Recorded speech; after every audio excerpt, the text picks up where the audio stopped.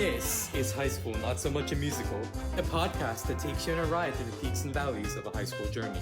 Here are your presenters, Nitin Jaladanki and Ayush Agarwal. Hello everyone and welcome back to another episode of High School Not So Much Musical. Today we're joined with Mr. Solomon Thimothy, who is an entrepreneur that's created multiple businesses such as One IMS and ClickX. So Mr. Thimothy, if you could talk a little bit, about your entrepreneurial ventures, how you got started with entrepreneurship, etc., that'd be great. Absolutely, guys. Thanks for having me. Super fired up. I love talking to entrepreneurs. I've never probably had entrepreneurs as old as you guys are. So kudos for being a podcast host, getting in early. I probably think one of my advantages was also that I got in really early.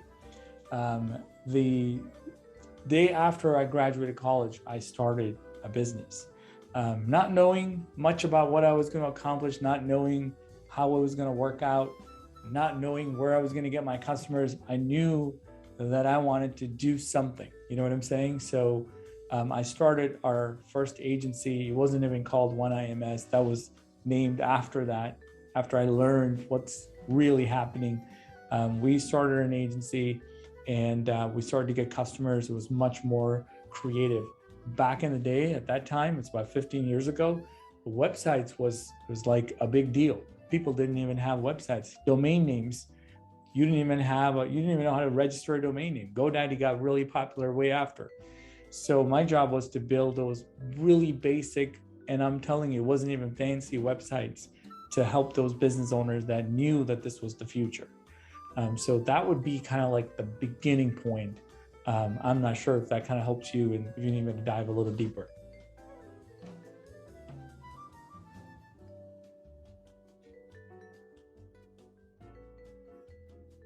Gabby, can you hear me?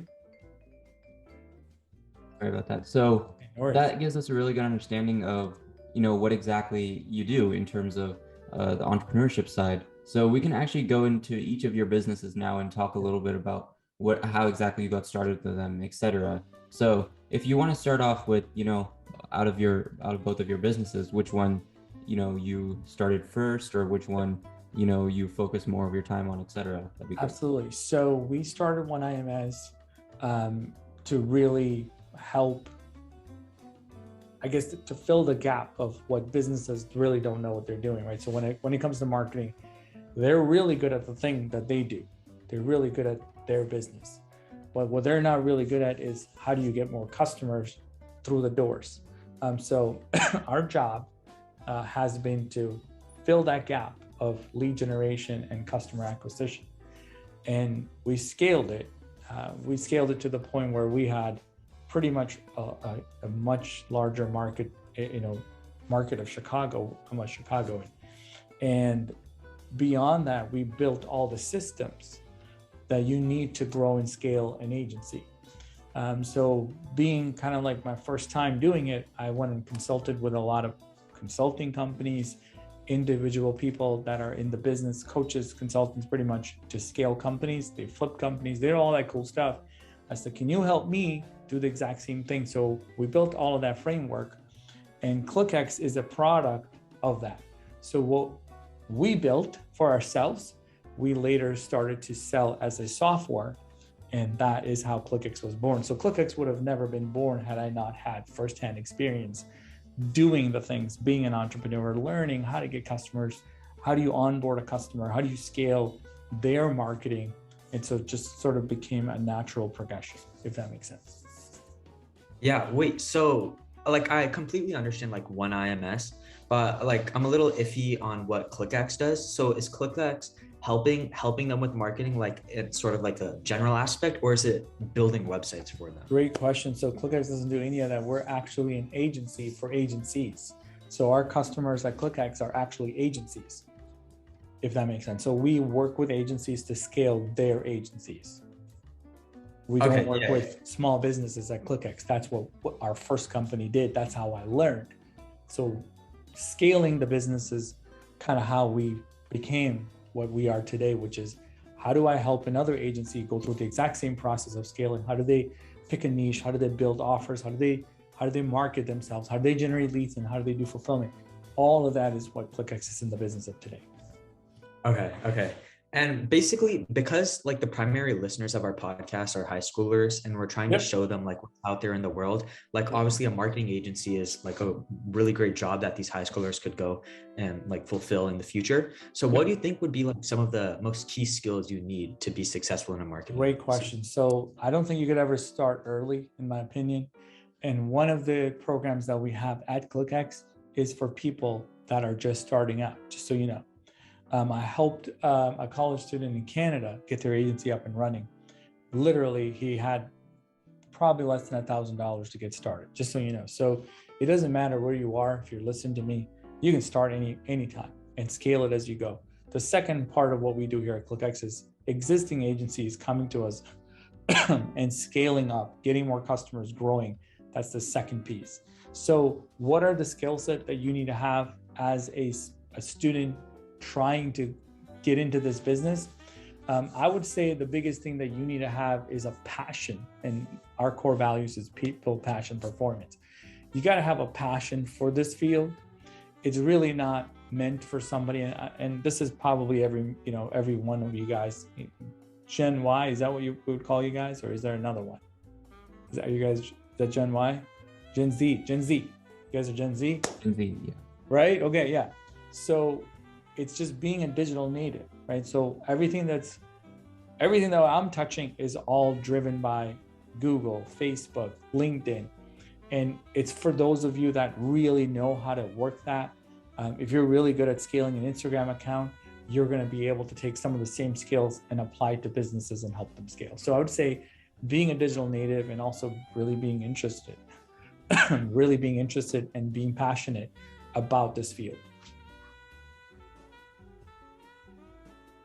So one of the questions that I had for you was, I'm very into entrepreneurship, as Ayush said, and I actually founded my first business at the age of 13, so in the summer of 2020. And one of the problems that I encountered a lot was that we were focused on a market that we simply did not have access to, and it was a product that we neither were equipped with the knowledge or we had the ability to actually provide. So that's when we decided to do a pivot, which is something that a lot of businesses go through. And I was wondering if ClickX or IMS went through pivot stages, even if it was a very, very small one. So if you could describe one of like the biggest pivots that you made and the effects that it had on the business, that would be great. Yeah, it's a great question. I don't think you can be in business today and not pivot. And if you don't pivot, what happens is you become a blockbuster, right? And you don't want to be that. So we've definitely pivoted a lot at ClickX. When we first started, we knew we were going to be a software company. That was a thing. We needed something a tool that somebody can buy for $100 a month that can do enormous amount of things that you couldn't do with $100. Does that make sense? If I give you $100, can you do all these things? You couldn't, because you need tech, you need developers and systems. So when we first set out to do it, we were a software, but we were mostly a software for small businesses, because that's the world I was living in, right? And then over time, we became a software for agencies, because what we were doing for the small businesses, agencies started to take note, and they said, hey, can I like use your tool for my clients? Can I do this? Can you like do this? Can you add this feature? And we're like, wow, it's like there's another user for our tool.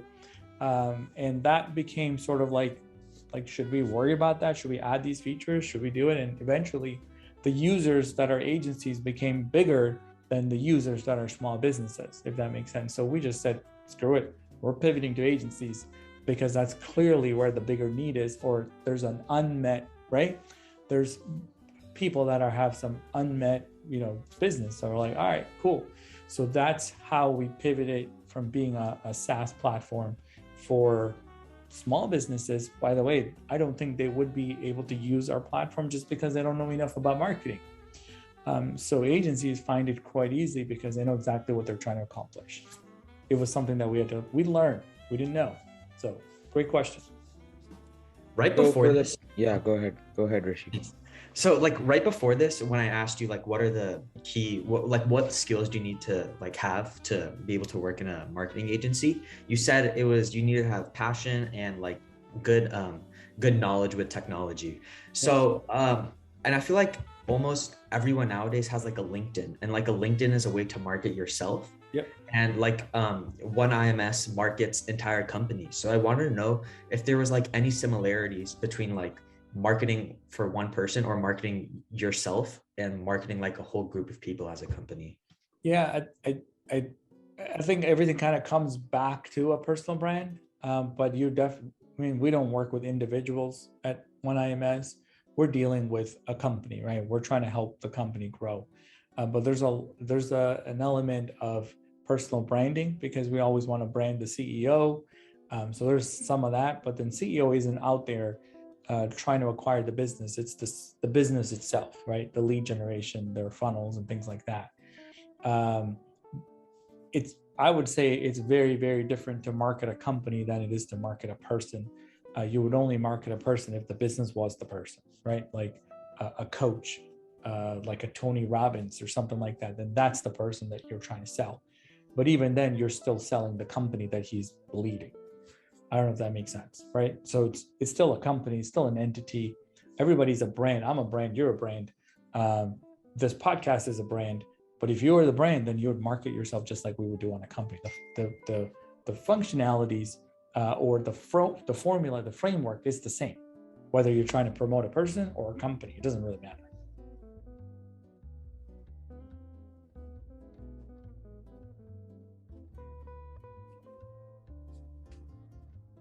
All right, where's your questions, boys? Fire them up. Fire them. Okay, so I guess So- one of the questions. Yeah, go ahead, Ayush.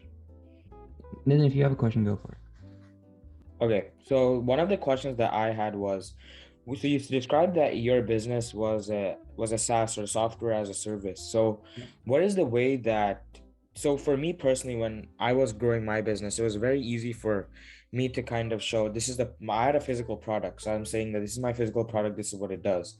But when it comes to marketing a service, how exactly do you show the end user of the product how your business or your product is going to help them? Because service is something they need to like spend time working with, but a product you can see right off the bat the benefits that it's going to provide to you. So how exactly did you market ClickX to potential customers? Yeah, I mean, I think once you understand marketing, it's the same concept as I said for a product or service. So I'm gonna give you an example of a service. So marketing is a service, right? Yes, agree? Marketing is a service. So how do you promote the service? We don't start by saying, hey, you should get this service. We don't say, hey, you should buy search engine optimization or you should buy Facebook ads. What we're trying to do is solve the problem, the business problem. See, they don't really care what product they use to solve the problem as long as they can solve the problem. So for us, the problem that we were solving is that businesses that we're working with, they didn't have leads. They don't have customers. Like, how do I help them solve that? So our product or our service became the vehicle that we use to help them solve the problem. So we're never talking about the product. The product is actually relevant. What's really relevant is, can I help them solve this problem? Does that make sense? So whether you take an individual person brand or a company or software, everything that we're doing is what problem are we solving? So ClickX solves the problem of agencies looking to scale. Does that help you guys? That's the problem. The vehicle is the tool, the software, our coaching, we have resources, we have all this other stuff. But what we're trying to do is something that they can't do, they haven't figured out how to do. And that's what we're selling. Is that helpful? Yeah, and I think one way we could describe this to the high schoolers listening, if they're having trouble understanding it, it's like ClickX is it's like a marketing agency that helps companies, but many of us high schoolers, we have like college counselors that help us market ourselves to colleges. Yes. So like the question I had is it like, how does the whole process work? Is it like meeting based, or are they actually meeting with physical or actual humans or actual agents? Or is it sort of like you have a meeting a couple of months or a couple of times every month, and then you go your own ways? Yeah. So again, ClickX deals with agencies. Remember that. We don't deal with the businesses. We help the agencies. Yeah. So first, so good. So the way that we do that is through the software, and we have resources like templates and downloads and things like that.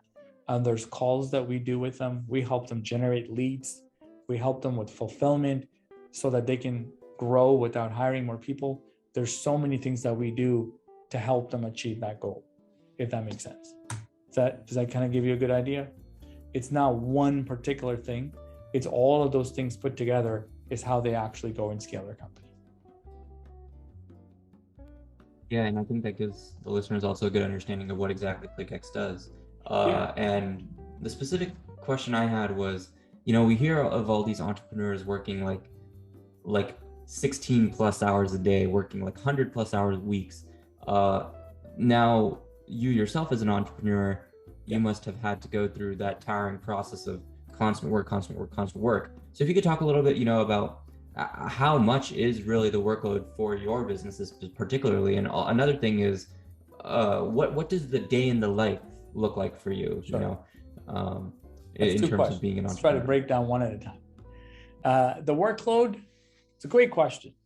I don't know what your work ethic is like or what you all want to work. The amount of work I put in versus what I tell my agency owners to put in are completely different. In fact, my job is to give them freedom to not have to work as much, because the systems that they're going to be using, the tools and the resources, is going to give them time back. Does that make sense? It's a different thing. I'm not going to ask them to work 18 hours a day and not have a life. That's not going to be good. Do they want to go and do more things? Do they want to work more hours? It's completely up to them. In fact, I wouldn't be solving any problem if they're working 16 hours and they don't know how to scale. They come to me and I ask them to work 18 hours. Like, that's not good. I got to save them time. So if they're trying to scale, they got to do less things, not more things. So that's one thing. So I hope that kind of is helpful for you. I work a lot of hours because I just enjoy what I do. I actually don't even call it work. All right.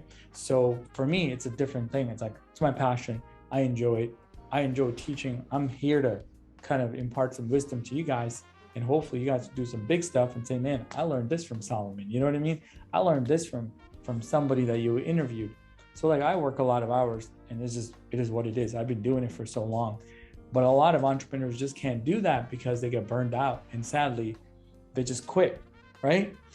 So you got to figure out what's good for you, and you deal with that. All right. So don't ever go into it thinking that I'm going to work 100 hours, because by third week, you're toast, you're done.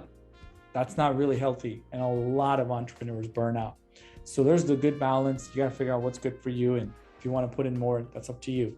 But I'm definitely not here to especially the way that we talk to our partners, is like, we need them to have much more freedom and choice. Like, they need to not have to work.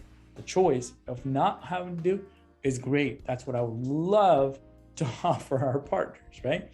So if you're doing a service and you're trying to help your customers, hopefully they're not going to have to buy your service and work a bunch of hours. They would hate your service. They want to save the time. So that's one thing.